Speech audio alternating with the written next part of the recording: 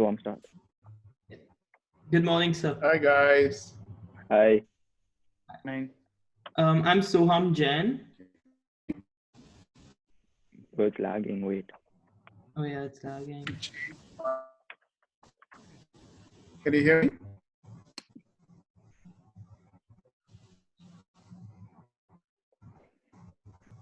What is going on? I don't know. All right. So Slok, and then who are the other two? So I'm Soham. Okay. I'm Amal. Okay, so why don't you guys tell me about yourselves a little bit first? So Sure. we study in Malyadati International School,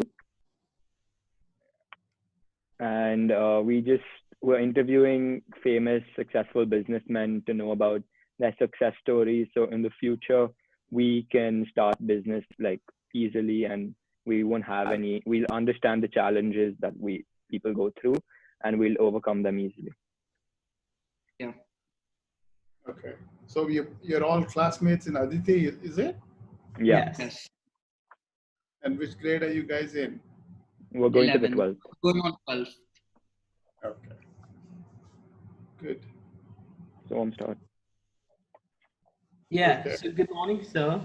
We are 3 students from Malyadati International School, and we had a few questions about your company, Centum Electronics, as well as about your working life in general. And we would love to hear your responses. Okay. So what motivated you to start Centum Electronics? Okay. That's an easy question. I always wanted to be an entrepreneur since I was a kid. So, but then of course, I finished my education and then I worked in Wipro very briefly. And then I worked for an uncle of mine for about 10 years.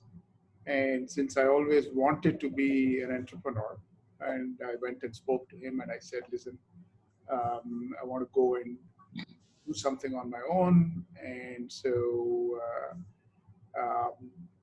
I have to tell you so I can start. So that's how, after about 10 or 11 years of working with my uncle, and I started Centum. So that's the story. But I always wanted to be an entrepreneur, so it was not something that happened suddenly. Okay. So how do you manage a work-life balance? I don't.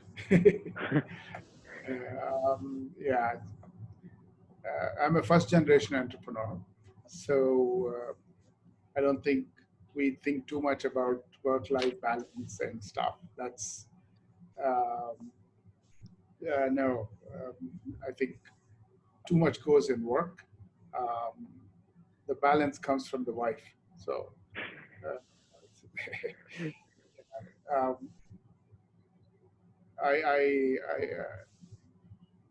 you end up, when you're a first generation entrepreneur, and not just first generation, I think it's probably true for most entrepreneurs, maybe second or third, whatever. But work-life balance is something we always strive for, but I don't think we succeed. So it's when you're on your own, especially if you're a small company, at least when you start, it's a lot of hard work. So you can't say I need work-life balance and then take off and stuff. It won't work. Then chances of success are less. So I don't know. I mean, I don't particularly subscribe to work-life balance at the initial stage. And then, of course, as the company becomes bigger and you have colleagues who can take care of the business and they are also responsible, then you start to, sort of balance it a little bit more. So. Yeah. And according to you, what are the 3 most important factors that are required to become a successful entrepreneur? More than 3, but one I think is hard work. clearly hard work is very, very important. Um, the second I would say is um, um, you're all kids still, but as you grow older, one of the biggest problems people have is they have a big ego. For an entrepreneur, you have to keep your ego levels very low to be successful. Because ego really spoils a lot of things. So, so ego is something one needs to be careful and keep it in check. And the third, I think, is you have to be constantly learning. You have to be a learning person. And I mean, these three are not, they're not in any priority, but um, as an entrepreneur, you start something thinking you will do this because you're very passionate about it, and then you start. But the problem with that is when you start, then you know the real problems of your idea. And then you have to quickly learn, oh, this is not working. And so I have to learn and I have to change. I have to be flexible. I have to seek help. All of those things will come. So you need to be uh, learning is a constant thing for an entrepreneur for you to be successful, I think.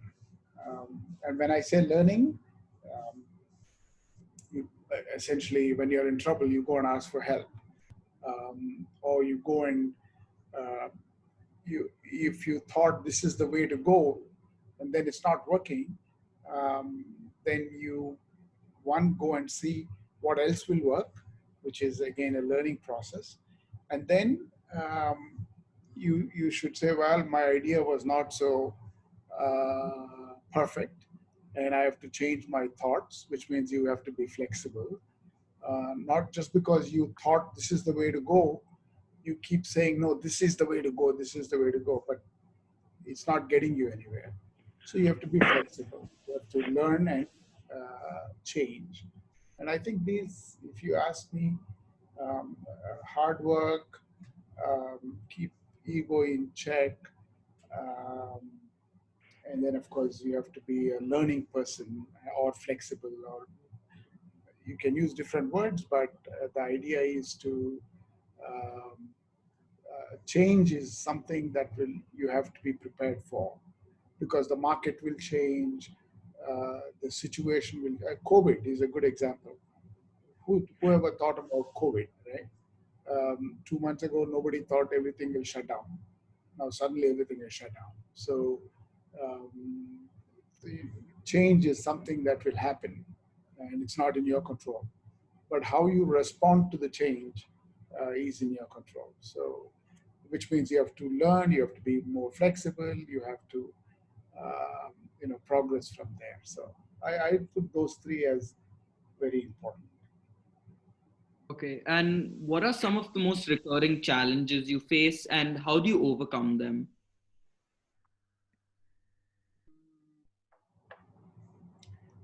Well, it depends on what stage an organization is, right?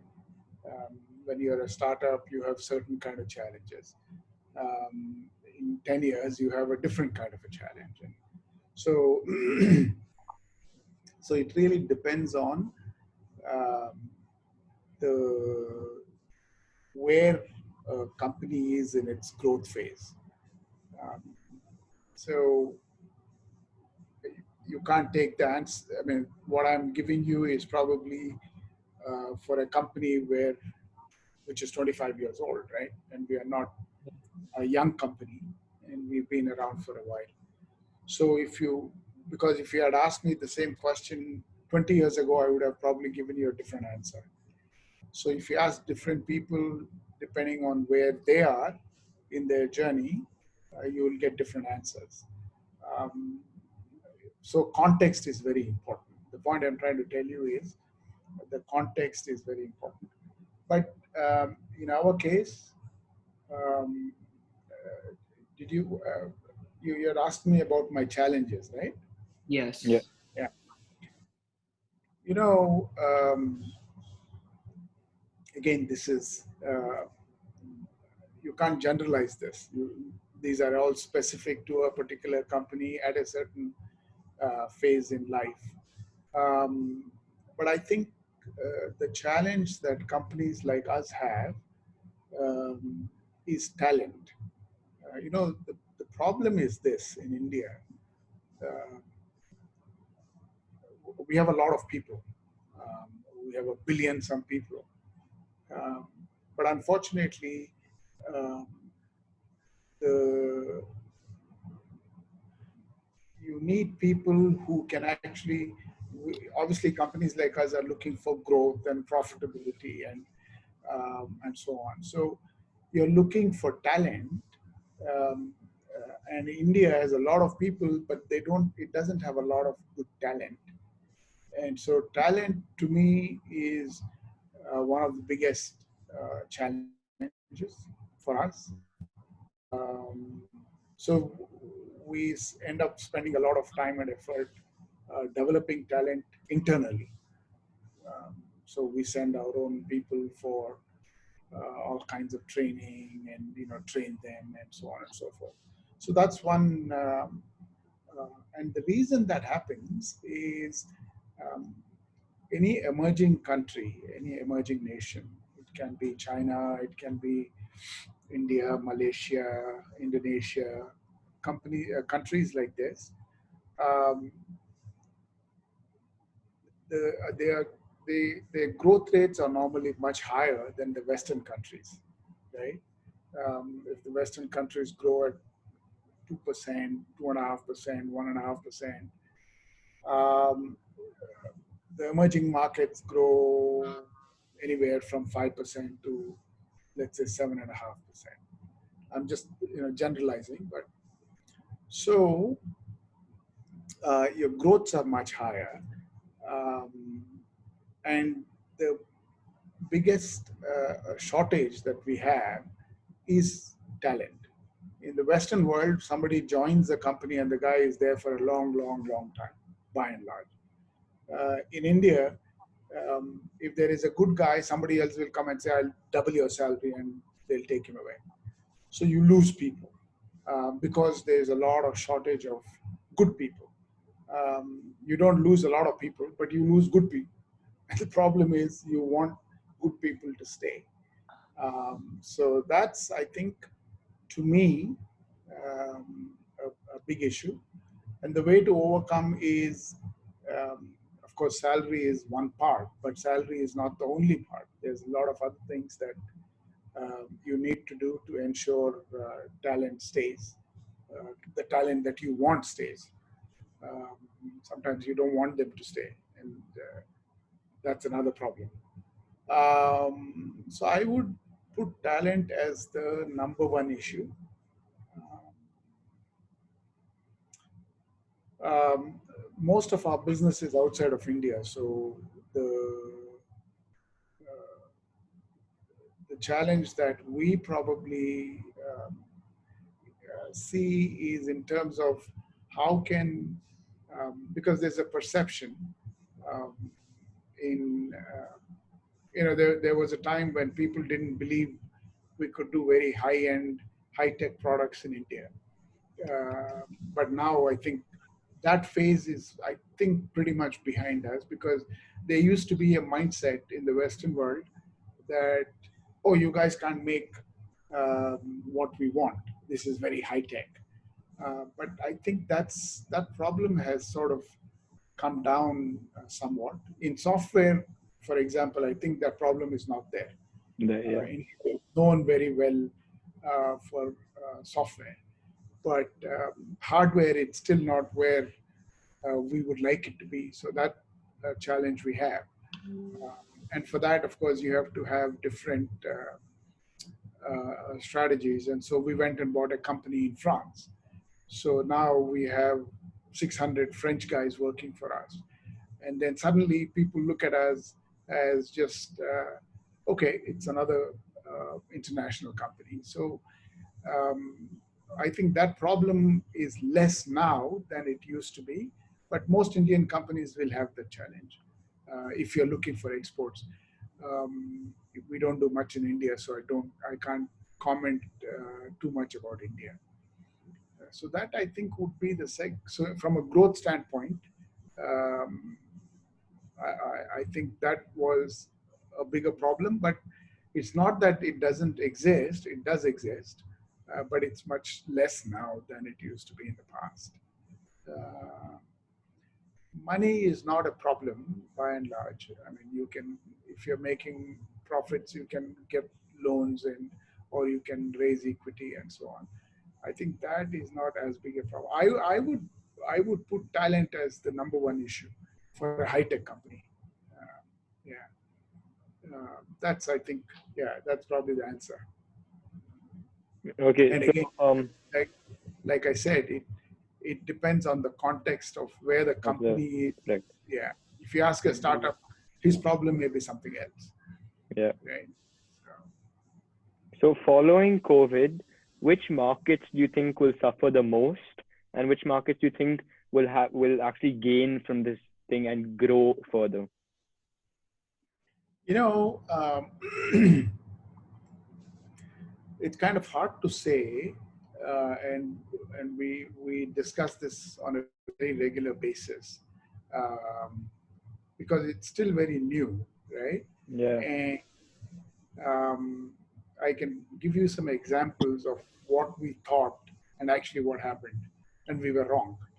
Um, we do some business in India. We do about 15-17% of our business is in India, and all of it is with the government, with Yeah. the space or with the defense and all these Defense. guys. Yeah.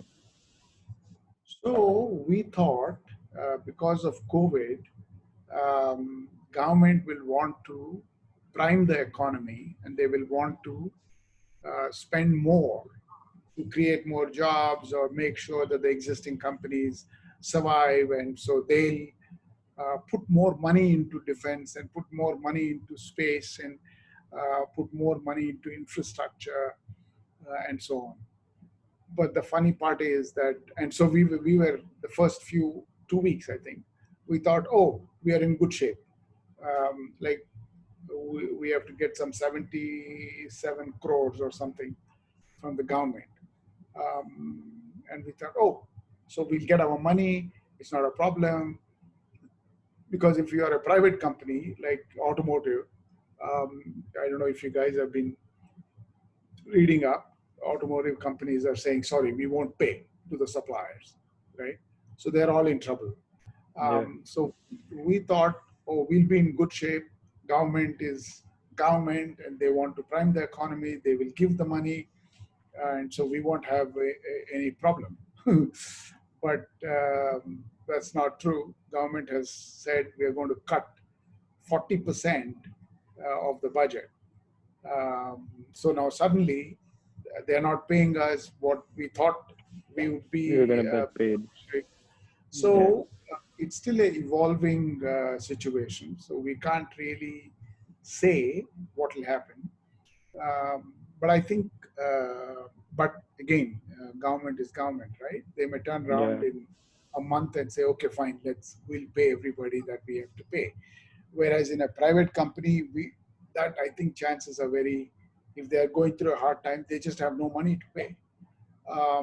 So the beneficiaries, I still think, will be in India, will be companies which are probably with the government, even though what I just told you is, but I think it's at least the money is safe.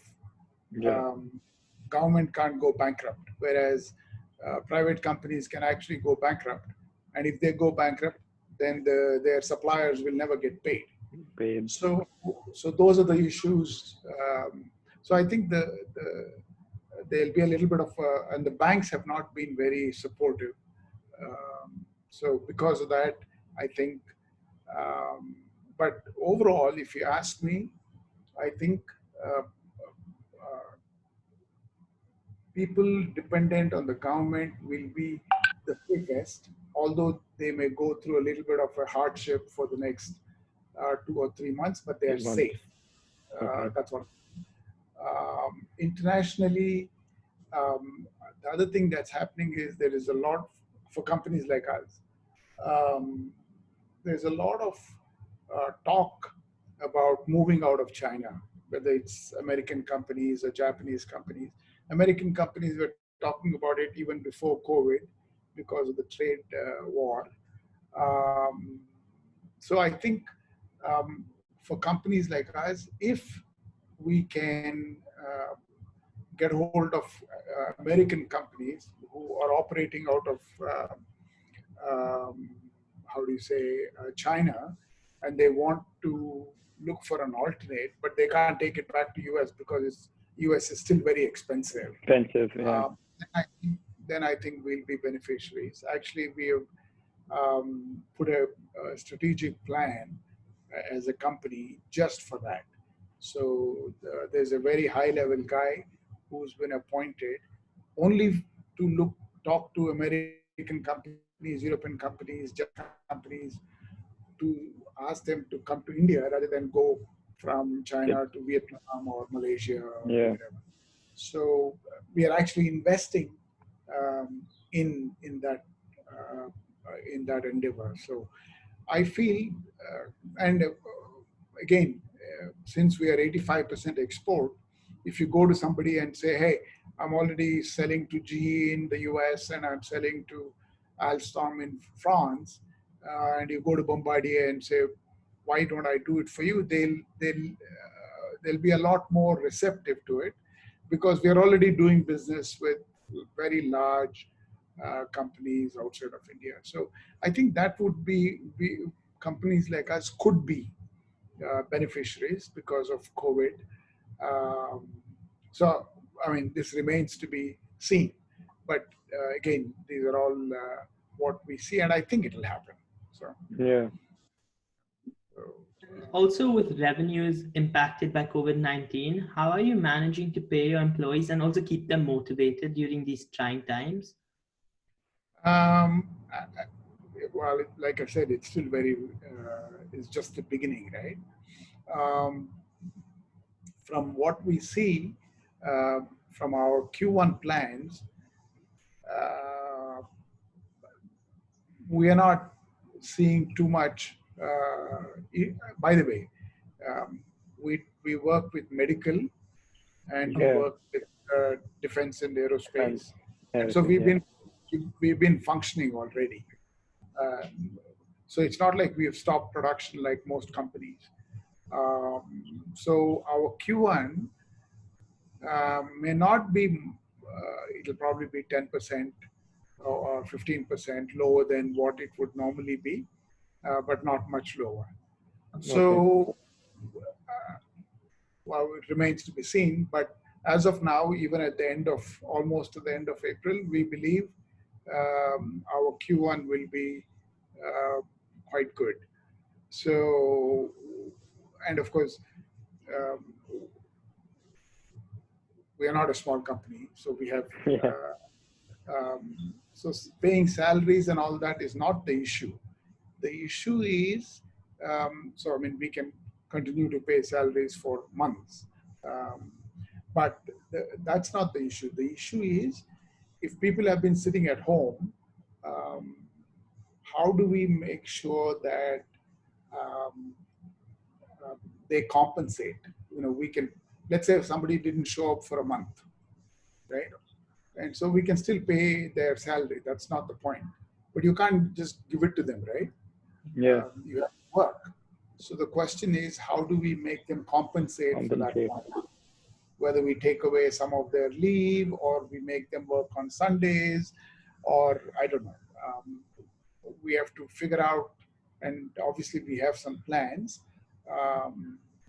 But I think a lot of companies who are unable to sell, where their revenues will literally be zero in the whole month of April, and smaller companies will probably have a bigger challenge, and they'll probably not pay, or they'll pay partially, or 50%.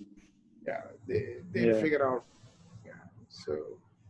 Yeah, but luckily, at least we don't have that problem. And like I said, On an average, I would say um,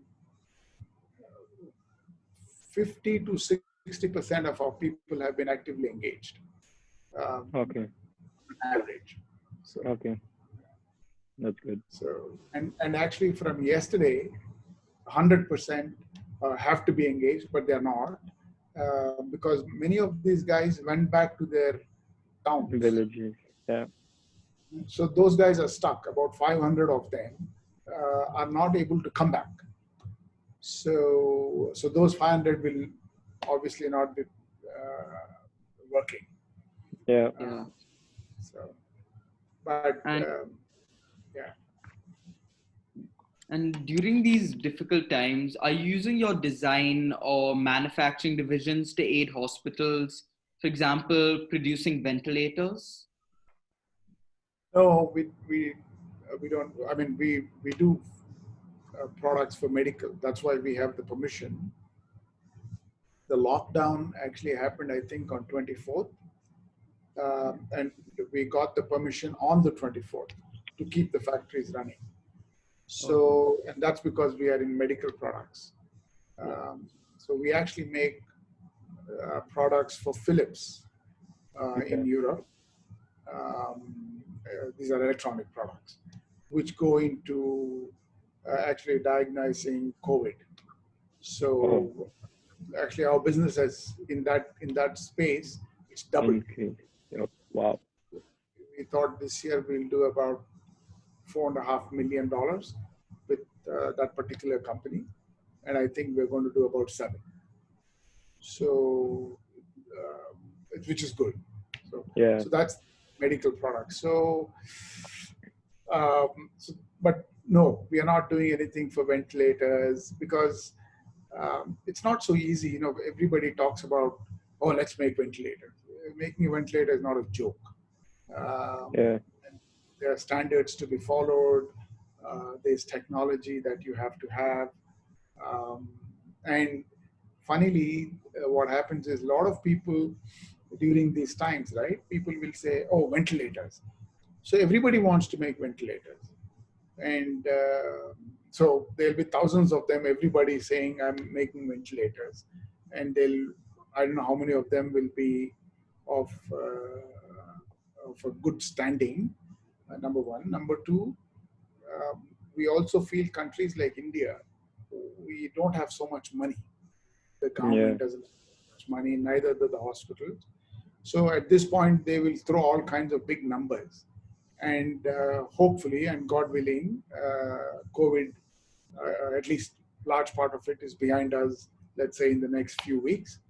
Then you go and say, hey, would you like some ventilators? They'll say, no, no, we don't need any ventilators because we're not going to get as many patients anymore. Patients. So Yeah. it's all in preparation, thinking things will go out of control. And then we'll have thousands and thousands of patients who need ventilators and so on. But the way the government is going about, locking down this, that, and the other, maybe the COVID will not create as big a stress on the health system if they had not done the lockdown and so on. So if the Yeah. stress doesn't happen, then you don't need the ventilators. And then suddenly nobody wants to buy ventilators. So there's a business risk in this is like mob mentality. Everybody wants to do it. So we decided, no, we don't want to do it. So yeah. So Yeah. we because these are all sometimes they're almost fly-by-night operators. Um, if making a ventilator was so easy, I don't know why there would be such a big shortage, right? And if it is so easy, you're not going to make any money anyway Money. Yeah. because the margins will be very, very low. So we start. I mean, we won't do anything which is not medium to Profitable. yeah. So. So you've been appointed on the board of advisors of New Zealand Trade and Enterprise, as well as the Honorary Consulate General of Brazil. Can you please share some experiences that you've had with both of these? Um, on New Zealand, New Zealand has a concept called beachhead advisors. What that is just like India has Department of Industries and Commerce, Yeah. right? Um, they have something called the An enterprise. trade enterprise. Um, what they do is their job is to help um, New Zealand companies export and go out into the world. Yeah. So if they have to do that, the New Zealand company has to come to India and then set up shop, and then of course they have to understand the country. When I say India, it can be India, it can be US, it can be any Mm. part of the world. Right?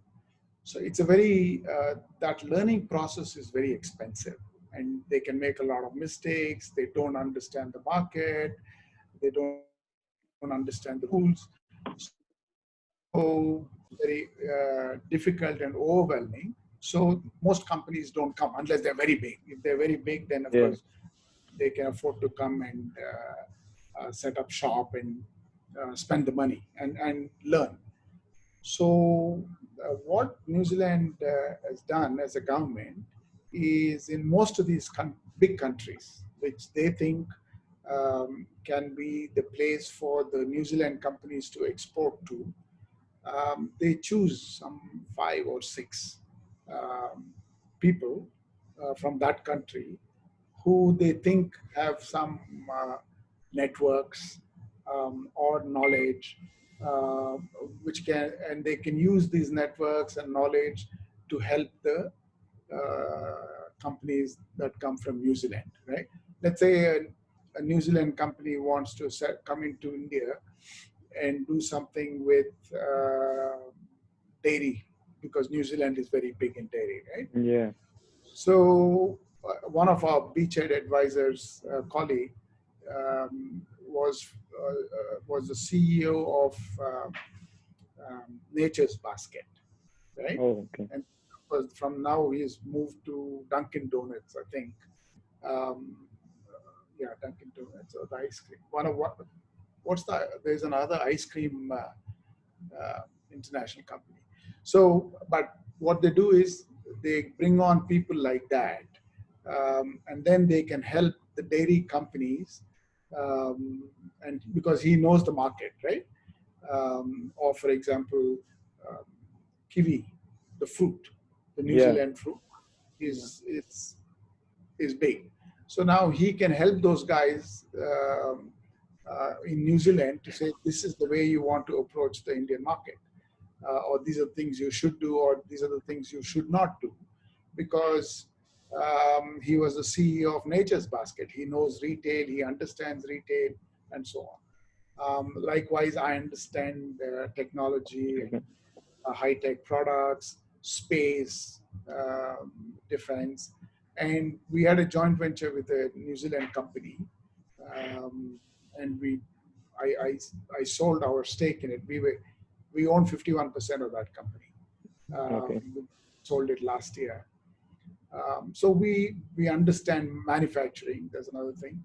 So if there's a company in New Zealand that wants to come and set up a shop in India to serve the Indian market, so I can advise them on things they should do, they shouldn't do, and what they should be careful about, and so on. So that's really our, and it's a way to engage with them, and it's an honor, basically.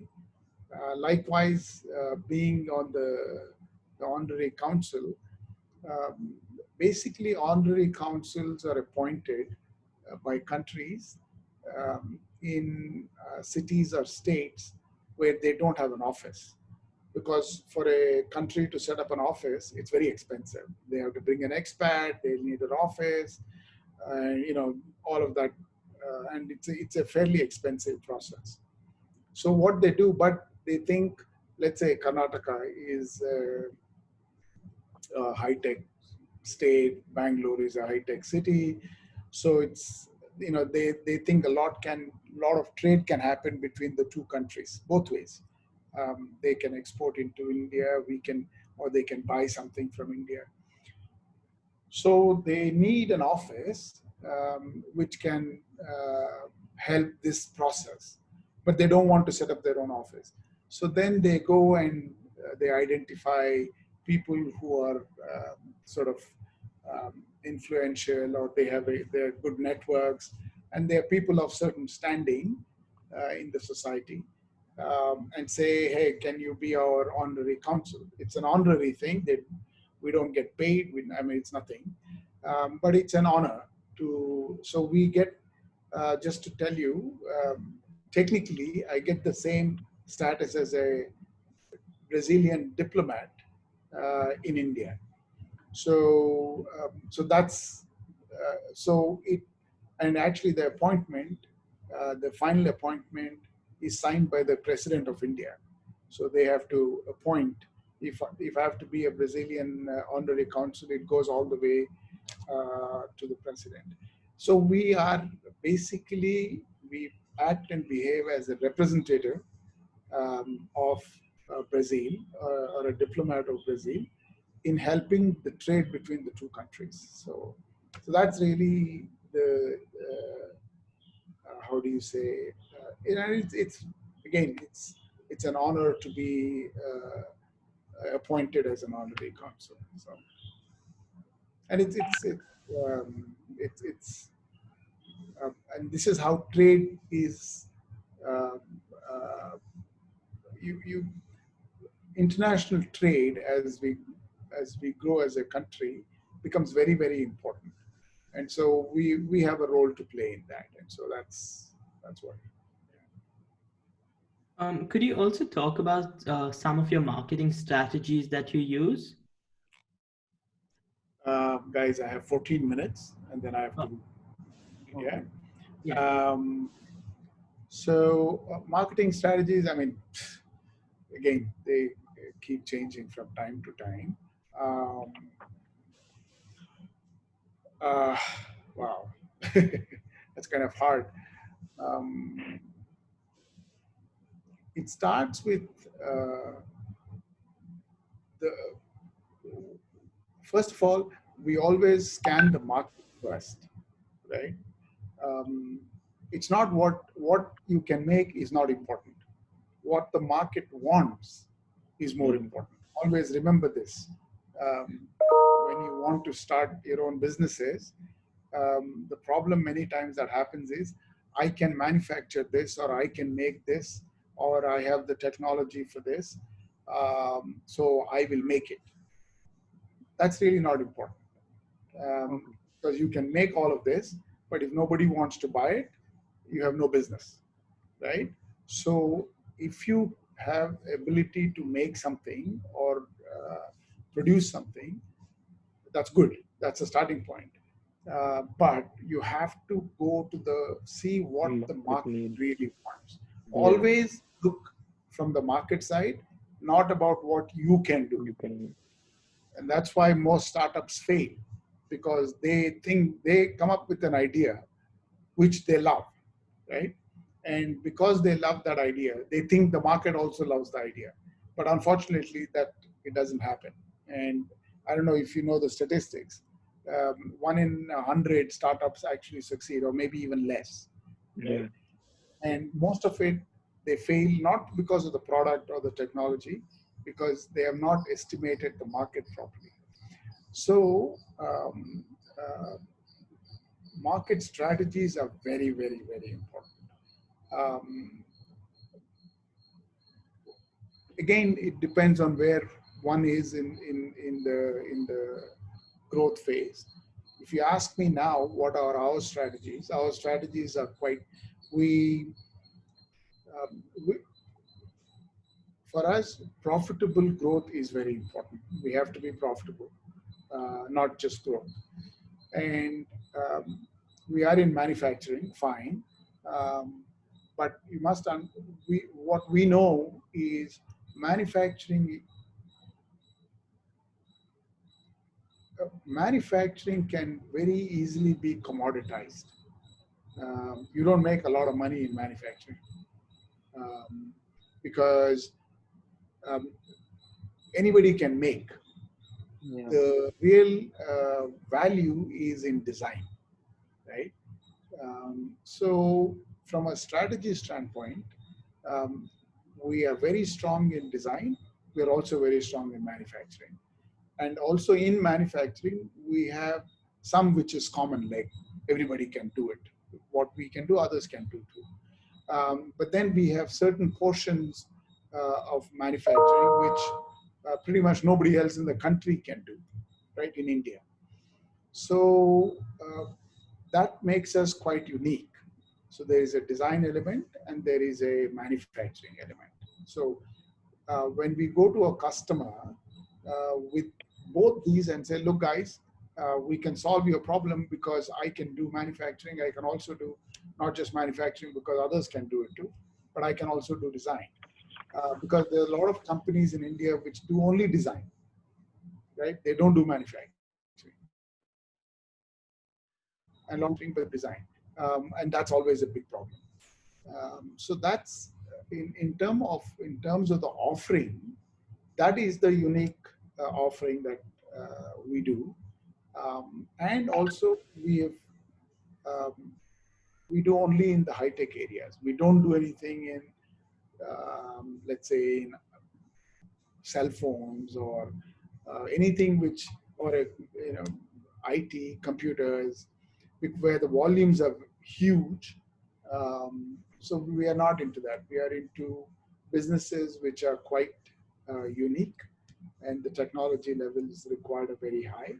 And also, um, anything that we make typically works for like 25 years, 30 years.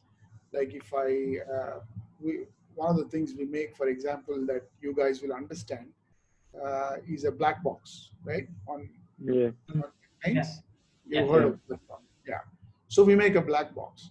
Now, do you know how many years normally an aircraft flies? Do you have an idea? About 30. 30 to 40 years, right?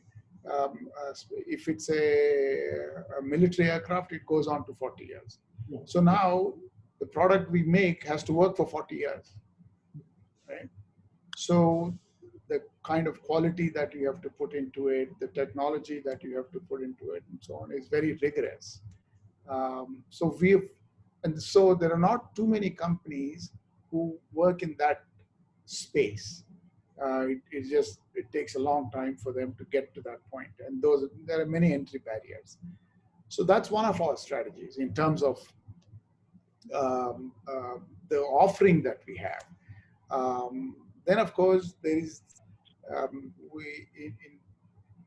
if you look at our website, you will see 85% of our business is outside India.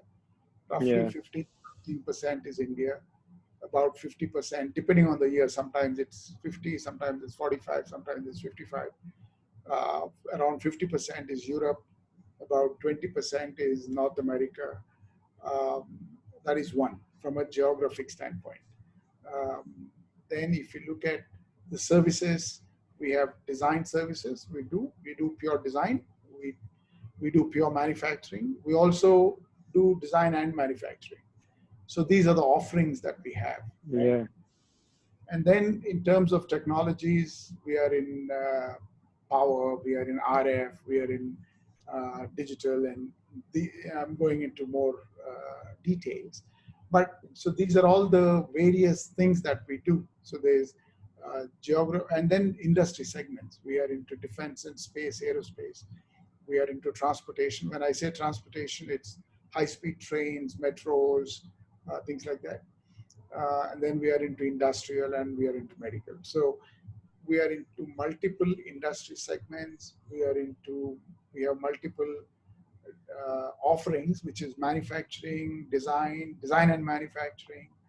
And then of course we are across the world. So from a strategy standpoint, unless it's like a COVID, even COVID, if you see, our medical business is going to increase this year, right? And because we are in defense and space and aerospace, and in transportation. In India, it's different, but most of our business is outside. All the governments are putting money into defense, aerospace, transportation, all the things that government can spend money on. And all our customers, whether it's Thales or Raytheon or whoever, they are all getting more business, and we will also get that business. So it sort of, it depends on which, if you are in business, government is not going to, I mean, they may give money to the companies, but they themselves can't buy cars. Whereas in the defense, they'll actually start buying themselves. But India hasn't done that, and that's what we are surprised. But hopefully that will. So that's really, from a strategy standpoint, you look at it from various angles, and then of course we have offices all across the world and so on. So, yeah. So what advice would you give students who want to become mechanical engineers in the future?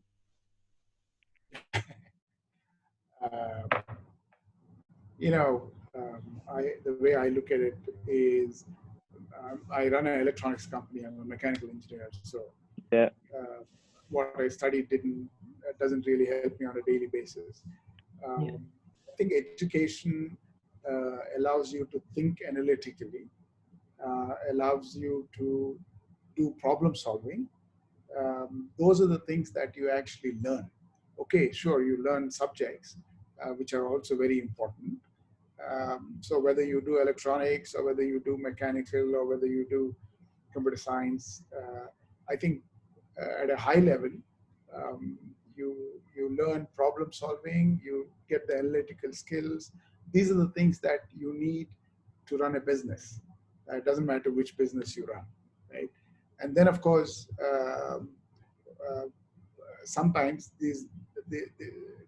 I can't say you do mechanical or you do electronics, and maybe times are also different, right?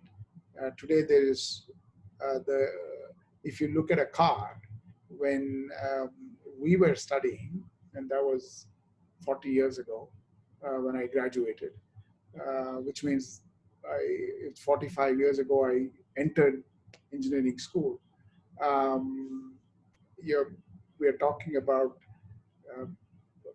probably nothing was electronics in a car, nothing, right? But today I'd probably say 30% in a car is electronics. So I think it's also many a times, I think youngsters, and I think, no, I'm not talking about people like you, because you can actually, you have the luxury of pursuing what you really like, what your passion is. If your passion is electronics, you will do it. If your passion is mechanical, you can afford to do it. And if you like building, you can do civil. But you guys are the privileged ones, right? So, but by and large, if you see most of the population, they will look at, if I study what, will I get a job? For them, their goal is being employable. So and that's the most important thing that they should look at. You guys, it's, you like art, you can pursue art. You don't have to be an engineer, right? Because you can afford to just be in the art.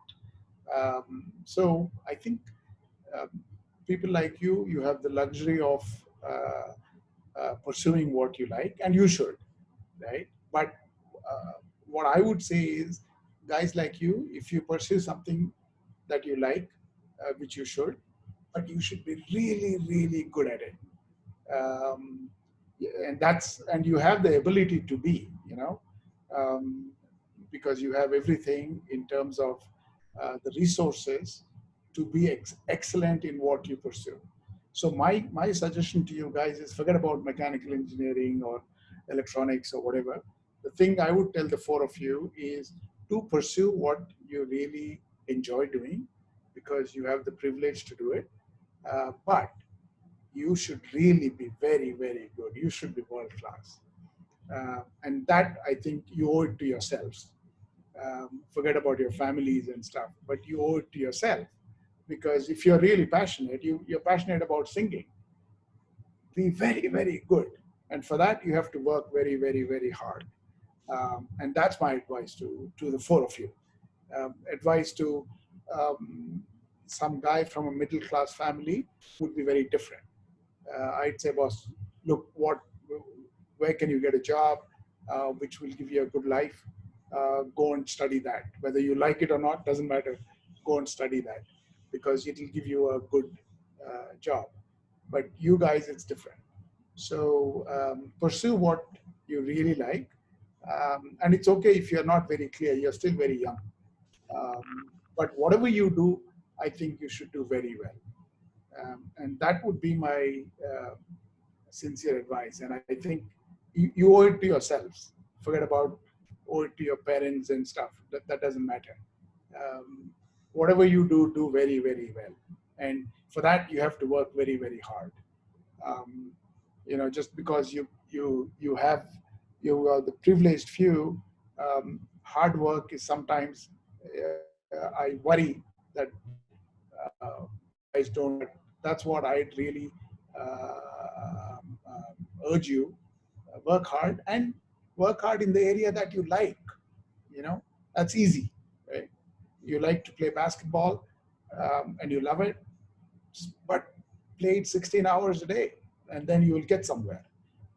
I love basketball, but I'm lazy. That won't work, right? So whether it's engineering or whether it's a sport, whether it is art, whatever it is, give it all that you can. And that's very important. So thank you, sir, for giving us your time. Your success story shows us a lot that with hard work and determination, you can overcome obstacles and make it to the top. Thank you. Thank you. Good luck to you guys and God bless. Thank you. Thank you.